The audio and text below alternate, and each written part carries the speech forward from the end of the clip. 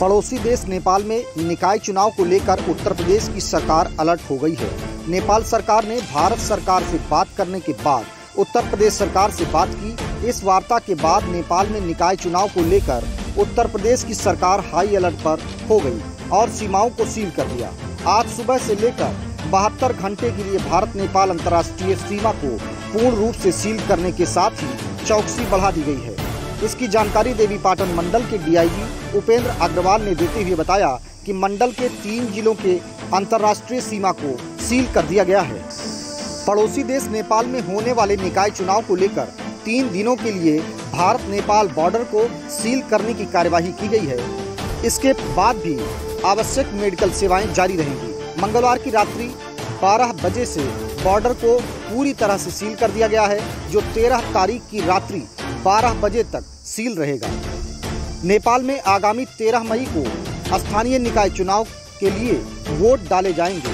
चुनाव में किसी तरह की गड़बड़ी न फैलने पाए, अराजक तत्व सीमा से प्रवेश न कर सके, इसके लिए बॉर्डर को सील किया गया है। नदी व बीहड़ रास्तों पर भी कड़ी चौकसी बरती जा रही है। भारत नेपाल बॉर्डर के रास्तों पर तीसरी आंख का भी पहरा होगा। संवेदनशील स्थानों पर ड्रोन कैमरे से निगरानी की जा रही है। नेपाल में होने वाले चुनाव को लेकर नेपाल सरकार के आग्रह पर दोनों देशों के अधिकारियों की बैठक इसी सप्ताह संपन्न हुई थी, जिसमें सुरक्षा के विभिन्न मानकों पर विधिवत चर्चा की गई। भारतीय क्षेत्र में पुलिस के वरिष्ठ अधिकारियों ने सीमा क्षेत्र में गश्त बढ़ाने के निर्देश दिए हैं। साथ ही साथ देवीपाटन मंडल के 3 जनपद बलरामपुर, बहराइच व श्रावस्ती नेपाल की अंतर्राष्ट्रीय सीमा से सटे हुए हैं। तीनों जनपदों को मिलाकर करीब 295 किलोमीटर की सीमा नेपाल बॉर्डर से सटी हुई है। पुलिस अधिकारियों ने इन जनपदों में नेपाल की सीमा से जुड़े थाना क्षेत्रों में सघन चेकिंग चलाने के लिए स्थानीय पुलिस को कहा है।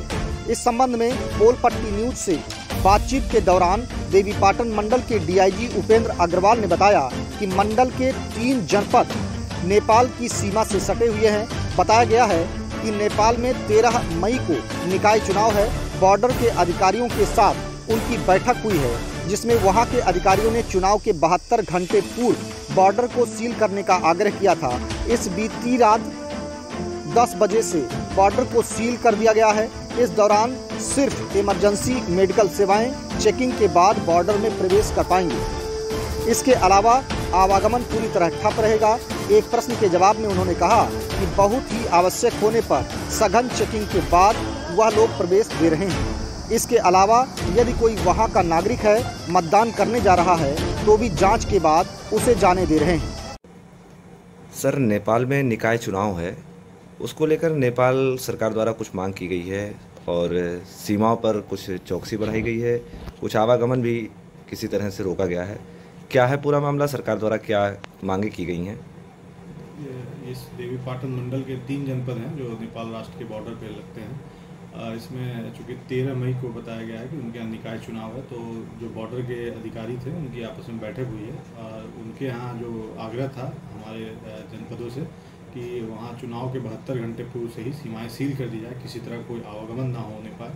तो इस क्रम में जो है कल रात्रि से ही सीमाएं सील कर दी गई है। आवागमन पूरी तरह से प्रतिबंधित कर दिया गया है नेपाल राष्ट्र की पुलिस के द्वारा, जिसमें जनपदीय पुलिस द्वारा सहयोग किया जा रहा है। मात्र जो है एसेंशियल मेडिकल और इन सब कारणों पर किसी को आना हो और तभी वो उनको अलाउ कर रहे हैं, और जो भी आना जाना थोड़ा बहुत अगर कर भी रहे हैं तो उसकी सघन चेकिंग करके अलाउ किया जा रहा है। जैसे कि क्या उन्होंने पैदल और मोटरसाइकिल सवार सभी को कंप्लीट बॉर्डर सील किया है। सभी तरह के जो आवागमन है प्रतिबंधित है। केवल एसेंशियल कमोडिटीज़ या कोई मेडिकल ग्राउंड पर है या उनके अपने सिटीजन हैं जो वापस आना चाह रहे हो वोटिंग के लिए या अन्य कारणों से, तो उनको अलाउ किया गया। अदरवाइज ये 72 घंटे अन्य सभी तरह के जो आवागमन है वो प्रतिबंधित किए गए हैं तीनों जनपदों में। हाँ, ये पूरे बॉर्डर पे जो हमारे 3 जनपदों में लगते हैं। ठीक है।